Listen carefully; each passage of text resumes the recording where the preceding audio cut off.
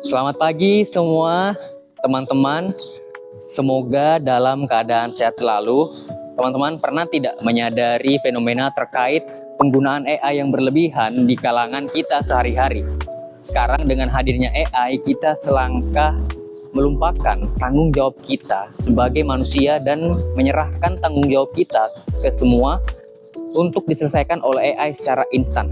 Kita tidak bisa menyangkal bahwa AI telah menjadi bagian tak terpisahkan dari dunia modern.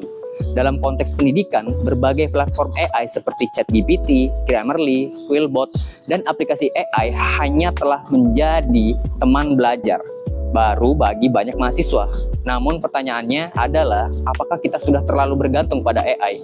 Mau sampai kapan AI menyelesaikan tanggung jawab Anda tanpa melibatkan kreativitas dan pikiran kritis teman-teman semua hingga saat ini?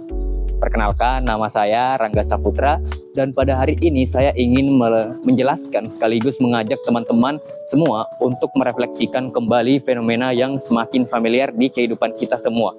Bahkan jika dibiarkan, fenomena ini akan menggerus sisi kemanusiaan kita, yaitu penggunaan artificial intelligence yang berlebihan dalam kehidupan kita sehari-hari untuk menyelesaikan tanggung jawab manusia. AI telah mengubah cara kita bekerja, belajar, dan berinteraksi. Menurut survei dari Digital Education Council, 86% mahasiswa dari 16 negara mengaku menggunakan AI untuk menyelesaikan tugas, mencari informasi, merangkum tugas, paraphrase esai, dan lain-lain. Ini menunjukkan betapa cepat dan luasnya adopsi teknologi AI di kalangan pelajar. Maka dari itu, penting bagi kita untuk tidak hanya menjadi pengguna AI, tapi juga menjadi individu yang melek teknologi, kritis, dan bertanggung jawab. Karena di balik kemudahan ada tanggung jawab untuk memahami dan mengontrol teknologi, bukan sebaliknya. Teknologi AI itu seperti dua sisi mata uang, bisa membantu kita tumbuh, tapi juga bisa melemahkan kita jika digunakan secara berlebihan dan tidak bijak. Nah, teman-teman, aku mau ngasih tahu nih, dampak apa sih yang kita rasakan bila kita bergantung berlebih pada AI, terutama di kalangan mahasiswa. Yang pertama itu ada penurunan kemampuan kognitif. Otak kita itu seperti otot, ia harus terus dilatih agar tetap tajam. Tapi ketika kita terlalu sering meminta AI untuk berpikir, menjawab soal, atau bahkan mengingatkan jadwal harian kita, maka kemampuan otak untuk berpikir kritis dan mengingat secara alami akan melemah nih teman-teman. Sebuah studi dari Stanford University menunjukkan bahwa individu yang rutin menggunakan AI atau perangkat digital untuk menyimpan dan mengingat informasi mengalami penurunan retensi memori jangka panjang dibandingkan mereka yang lebih mengandalkan ingatan alami. Fenomena ini dikenal sebagai digital amnesia, di mana otak kita mulai melimpahkan tugasnya pada teknologi. Kedua, erosi kreativitas. AI bisa membuat puisi, desain, bahkan musik, tapi semua itu dihasilkan dari kumpulan data dan pola yang sudah ada sebelumnya, bukan dari pemikiran orisinal. Menurut Harvard Business Review, meskipun AI mampu mempercepat pekerjaan rutin, penggunaannya yang berlebihan justru dapat menghambat proses berpikir divergen, yaitu kemampuan untuk menghasilkan ide-ide unik dan berbeda yang merupakan inti dari kreativitas manusia. Yang ketiga, itu ada dampak sosial. AI bukan hanya mempengaruhi cara kita belajar, tapi juga cara kita berinteraksi. Di tengah kesibukan kuliah, kadang kita lebih memilih berdialog dengan chatbot atau AI, aplikasi AI, daripada berbicara dengan teman, dosen, atau bahkan keluarga. Penelitian dari American Psychological Association menemukan korelasi kuat antara meningkatnya penggunaan AI dalam kehidupan sehari-hari dengan penurunan intensitas hubungan sosial, terutama di kalangan mahasiswa dan remaja. Hal ini memicu peningkatan perasaan kesepian dan isolasi sosial. Kecerdasan buatan telah menjadi bagian tak terpisahkan dari kehidupan kita. Ia menawarkan kemudahan, efisiensi, dan akses informasi yang belum pernah kita miliki sebelumnya.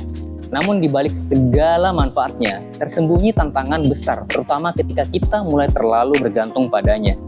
Kita telah melihat bagaimana AI dapat menurunkan kemampuan kognitif, mengikis kreativitas, menimbulkan isu etika dan privasi, hingga berpotensi merusak koneksi sosial manusia.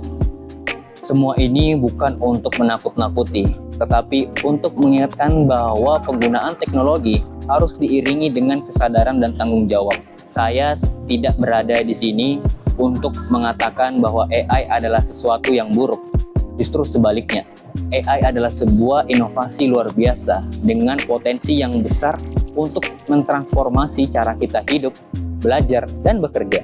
Namun, seperti alat canggih lainnya, AI harus digunakan dengan bijak, karena yang menentukan dampaknya bukan teknologinya, tapi bagaimana kita menggunakannya. Yang tidak kalah penting adalah membekali diri dengan literasi AI. Artinya, kita perlu tahu bagaimana AI bekerja, apa kelebihannya, dan di mana letak batasannya. Dengan pemahaman ini, kita bisa menjadi pengguna yang sadar, tidak hanya sekedar menikmati kemudahannya, tetapi juga mampu mengkritisi dan mengendalikannya.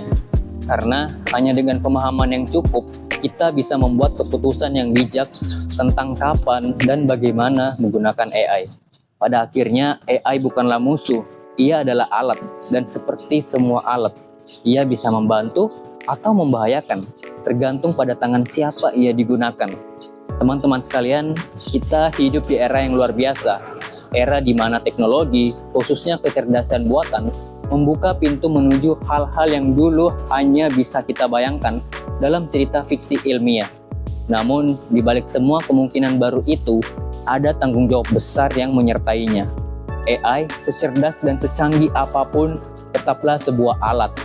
Alat yang diciptakan untuk membantu manusia, bukan menggantikan manusia. Ketika kita terlalu bergantung padanya, kita mengambil resiko kehilangan hal-hal paling esensial dari diri kita.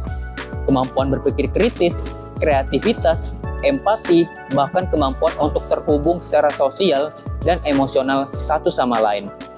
Seperti kata pepatah, teknologi terbaik adalah yang meningkatkan sisi kemanusiaan kita, bukan yang menggerusnya.